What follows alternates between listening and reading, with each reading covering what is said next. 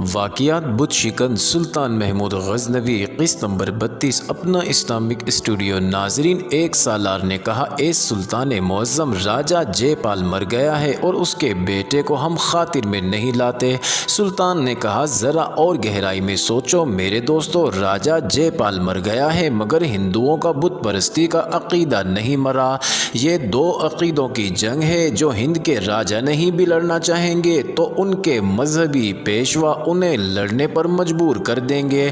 دشمن کو حقیر نہ جانو، ہمیں یہ سوچنا ہے کہ ہم کس طرح دشمن کو گھٹنوں کے بل بٹھا سکتے ہیں۔ ایک سالار نے کہا کہ ہمیں لاہور پر حملہ کر دینا چاہیے، لیکن اس کے لیے ہمیں ہندوستان میں اپنا ایک اڈا قائم کرنا پڑے گا تاکہ ہم وہاں سے مزید آگے تک کارروائی کر کے محمد بن قاسم کی سلطنت کو بچا سکیں اور بحال کر سکیں۔ ناظرین، سلطان محمود غزنوی نے کہا کہ اڈا موجود ہے، کیا ملتان ہمارا اڈا نہیں بن سکتا؟ ملتان کا حکمران ابو الفتح داؤد بھی تو مسلمان ہے۔ اور ہمارا دوست محمود غزنوی کے وزیر نے کہا سلطان عالی مقام ابو الفتح داؤد بن نصر ہے تو مسلمان، مگر وہ کرامتی ہے اور آپ کرامتیوں کی تاریخ سے اچھی طرح واقف ہیں۔ اس نے سلطان سبکتگین مرحوم کے ساتھ دوستی اور ضرورت کے وقت ایک دوسرے کی مدد کا وعدہ کر رکھا تھا۔ سلطان محمود غزنوی نے کہا کہ وہ ہمیں دھوکہ نہیں دے گا۔ وزیر نے کہا کہ عالی جات، دشمن پر اعتبار کیا جا سکتا ہے مگر اپنی قوم کے دشمن اور غدار پر بھروسہ نہیں کیا جا سکتا۔ محمود غزنوی نے کہا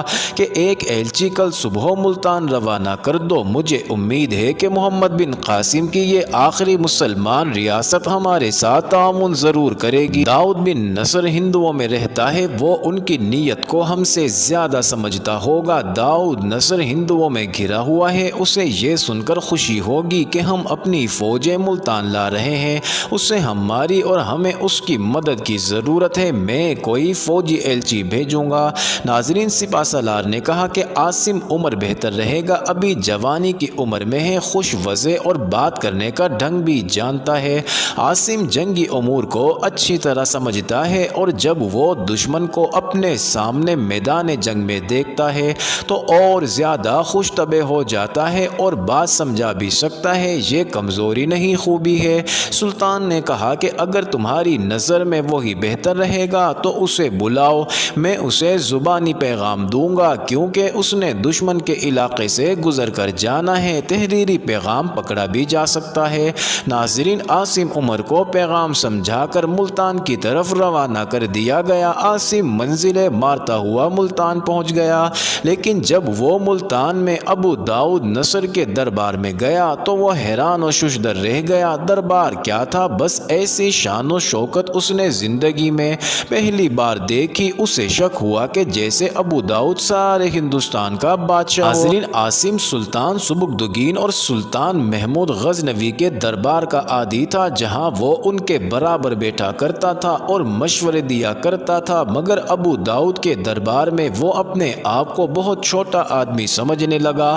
داؤد بن نصر تخت پر بیٹھا ہوا تھا، دو حسین دوشیزائیں مورچھل سے ہوا جھل رہی تھی، درباری یوں بیٹھے تھے جیسے بت دھرے ہوئے۔ ایک آواز بلند ہوئی، رعایا کے انوداتا سلطان محمود سبکتگین کا ایلچی حاضر ہے۔ عاصم نے ادھر ادھر دیکھا اور نہ سمجھ سکا کہ آواز کس کی تھی۔ داؤد بن نصر نے بادشاہوں کے انداز میں کہا کہ ہم غزنی کے ایلچی کو خوش آمدید کہتے ہیں، بولو کیا پیغام لائے؟ عاصم عمر نے بوکھلاہٹ میں کہا کہ کچھ تحفے لایا ہوں، پہلے وہ پیش کرنا چاہوں گا۔ ناظرین، داؤد بن نصر نے کہا کہ کیا تمہیں سلطان محمود غزنوی نے دربار کے آداب نہیں سکھائے؟ عاصم عمر نے کہا کہ ہمارے ہاں ایسا دربار نہیں ہوتا اور نہ لگتا ہے۔ سلطان کا دربار یا کسی خیمے میں ہوتا ہے یا کسی وادی کی چٹان کے سائے تلے، اور وہاں ہم سب اکٹھے بیٹھتے ہیں۔ داؤد بن نصر نے کہا کہ یہ میدان جنگ نہیں معزز مہمان، یہاں کوئی درباری ہماری اجازت کے بغیر کھانس بھی نہیں سکتا۔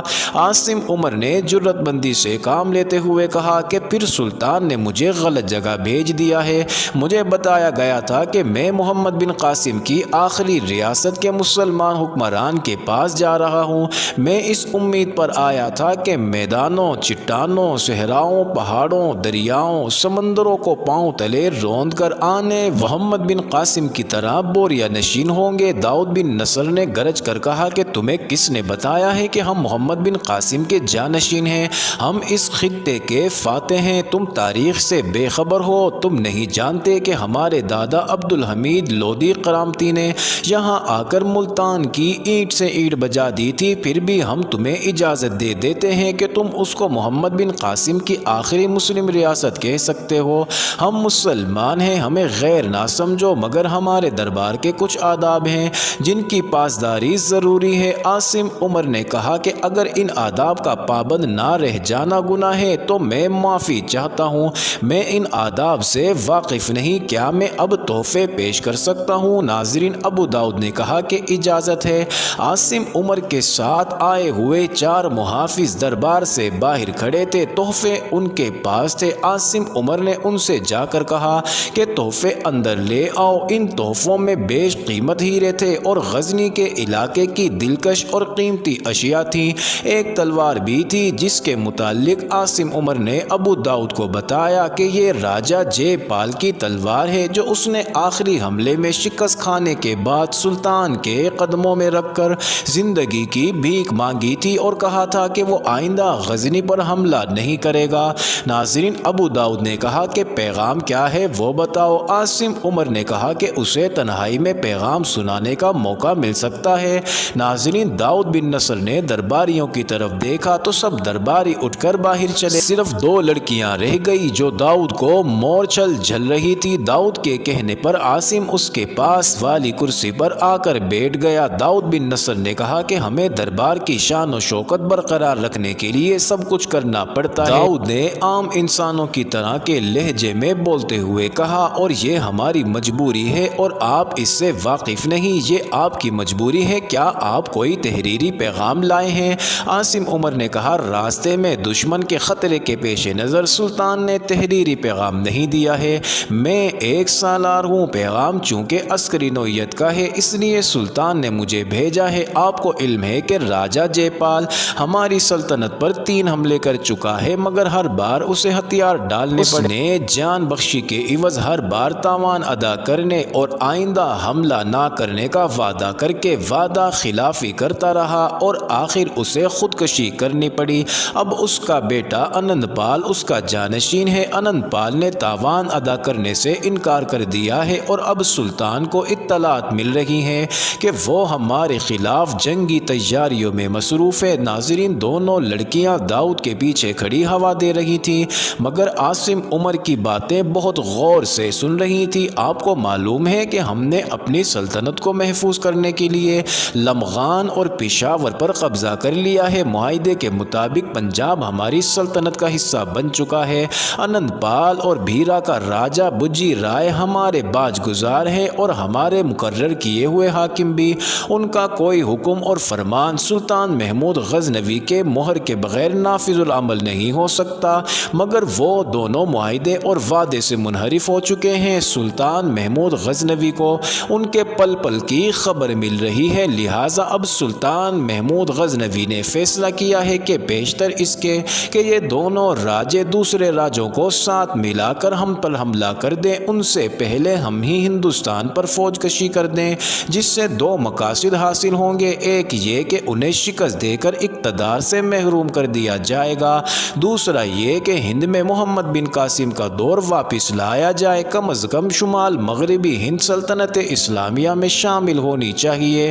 یہ کارروائی اسلام کے فروغ کے لیے ہوگی کیونکہ ایک اسلامی سلطنت بت خانہ بن چکی۔ داؤد بن نصر نے پوچھا کہ اس سلسلے میں ہمیں کیا کرنا ہوگا؟ عاصم عمر نے کہا کہ چونکہ میں 1 سالار ہوں اس لیے عسکری رنگ میں بات کروں گا، ہمیں انند پال اور بجی رائے کے درمیان ایک ایسے علاقے کی ضرورت ہے جسے ہم اپنا عسکری پوائنٹ بنا سکے، رسد ہمارے قریب ہونی چاہیے، آپ کی ریاست چونکہ اسلامی ہے اس لیے یہاں سے ہم عسکری بھرتی بھی کر سکیں گے، اس سے آپ کو یہ فائدہ ہوگا، ہماری فوجیں یہاں آ جانے سے ہندو آپ کی طرف نظر اٹھا کر بھی نہیں دیکھ سکیں گے، ہمیں آپ سے اور آپ کو ہم سے مدد ملے گی، سلطان کو آپ کی طرف سے یقین دہانی کی ضرورت ہے، آپ ہم کو یقین دلا دیں کہ جب ہم پشاور سے ملتان کی طرف کوچ کریں گے تو آپ اپنی فوج کو اس مقصد کے لیے تیار رکھیں گے، اگر انند پال یا بجی رائے نے ہم پر حملہ کیا تو آپ ان پر عقب اور پہلوؤں سے حملہ کریں گے، ہم آپ کو اکیلا نہیں چھوڑیں گے۔ داؤد بن نصر نے کہا اگر سلطان محمود ہندوستان پر فوج کشی کرنا چاہتا ہے تو کرے، ہم اسے نہیں روکیں گے۔ میرے پاس اتنی فوج نہیں کہ میں دونوں راجوں کا مقابلہ کر سکوں۔ ناظرین، عاصم عمر نے کہا کہ اگر میں آپ کا یہ جواب لے کر سلطان کے پاس گیا تو وہ مطمئن نہیں ہوں گے، میں خود آپ کے جواب سے مطمئن نہیں ہوں۔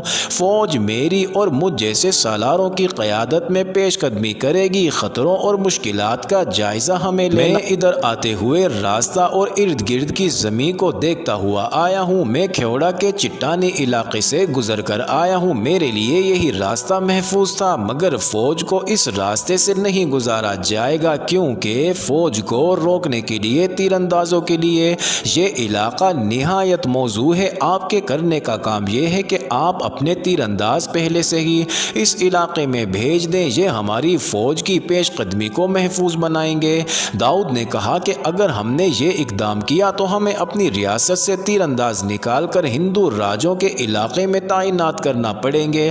عاصم عمر نے کہا کہ لمغان اور غزنی راجہ جے پال کے علاقے نہیں تھے اور اسی طرح لمغان اور ہند ہمارے علاقے بھی نہیں تھے، مگر راجہ جے پال نے ہمارے علاقوں پر فوج کشی کی اور اب ہم ان کے علاقوں پر فوج کشی کرنا چاہتے ہیں۔ آپ یہ نہ بھولیں کہ جن علاقوں پر یہ ہندو راجے قابض ہیں یہ سلطنت اسلامیہ کے علاقے ہیں، اگر نہ بھی ہوں تو بھی ہمیں انہیں سلطنت اسلامیہ میں شامل کرنا ہے۔ داؤد بن نصر نے کہا کہ تمہارے سلطان کا مطالبہ کوئی عام مطالبہ نہیں ہے، یہ جنگی اور عسکری نوعیت کا مطالبہ ہے، اس کے لیے ہمیں سوچ و بچار اور وزیر و مشیروں سے مشورے کرنے کے لیے وقت چاہیے، اس کے بعد ہی ہم کوئی فیصلہ کر پائیں گے، اس لیے آپ کو یہاں 3-4 دن رکنا پڑے گا۔ ناظرین، عاصم عمر نے کہا کیا میں امید رکھوں کہ مجھے مثبت جواب؟ ناظرین، داؤد بن نصر نے کہا کہ امید رکھنے میں کوئی حرج نہیں ہے، آپ ملتان کی سیر کریں، دیواروں کو دیکھیں، اس کے دفاع کو دیکھیں، ہو سکتا ہے کہ آپ ہمیں کوئی دفاعی لحاظ سے بہتر مشورہ دے سکیں۔ آپ ہمارے شاہی مہمان ہیں اور آج رات آپ کے اعزاز میں جشن منایا جائے گا اور بہت بڑی ضیافت ہوگی۔ رات کو ضیافت اتنی بڑی تھی کہ عاصم تصور میں بھی نہیں لا سکتا تھا۔ محل کے باغ میں جشن اور ضیافت کا اہتمام کیا گیا تھا، شامیانے اور جو قناتیں لگائی گئی تھیں وہ ایسے محسوس ہوتا تھا کہ سونے کے تاروں سے بنائی گئی ہوں، ساتھ جو فانوس لگائے گئے تھے ان کی روشنیوں کے کئی رنگ تھے، یہ سب ماحول کو طلسمی بنا رہے تھے، کالے رنگ بھی روشنیوں کی وجہ سے گورے نظر آ رہے تھے۔ ناظرین، عاصم عمر پر ایسی کیفیت طاری تھی جیسے وہ قوس و قزح پر چلتا ہوا جا رہا ہو، طاؤس اور طبلے کی ہلکی ہلکی تان پر ایک دوشیزہ یوں ڈانس کر رہی تھی جیسے کوئی ناگن ہو، وہ بل کھاتی، لہراتی، ناچتی سب کو محصور کیے جا رہی تھی۔ یہ رقاصہ ناچتے ناچتے یوں سب کی نظروں سے اوجھل ہو گئی جیسے جل پری نیلے شفاف سمندروں میں تیرتے تیرتے لہروں کے جل ترنگ میں تحلیل ہو جاتی ہے۔ ایسی ہی ایک اور جل پری اچانک نکلی اور پہلی والی سے زیادہ ماحول کو بے کیف بنانے لگی۔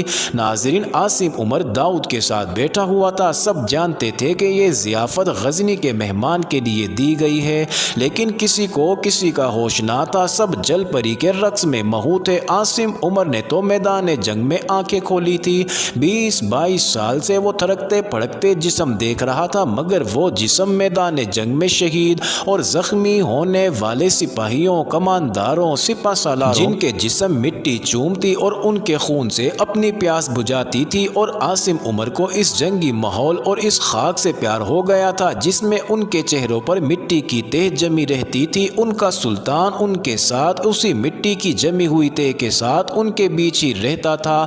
ناظرین، داؤد نصر کی اس عشائیے میں دی گئی ضیافت میں اس نے نوجوان حسین دوشیزہ کے تھڑکتے پھڑکتے بل کھاتے لہراتے ناگین جیسی ادا کو دیکھا تو اس کے اندر کا سپاہی مدہوش ہونے لگا، اسے میدان جنگ کے تصور سے گھن آنے لگی، اسے خون کی بدبو سے نفرت ہونے لگی۔ داؤد نصر کے طلسم میں اسے احساس ہوا جیسے وہ پہ در پہ مارکوں سے تھک کر شل ہو چکا ہو، وہ رکاب میں پاؤں جمانے اور گھوڑے پر سواری کے قابل نہ رہا ہو، اس کی جو قوت تھی وہ کمزور ہونے لگی، اس کا جو عزم تھا وہ جوانی کا نشہ بن گیا۔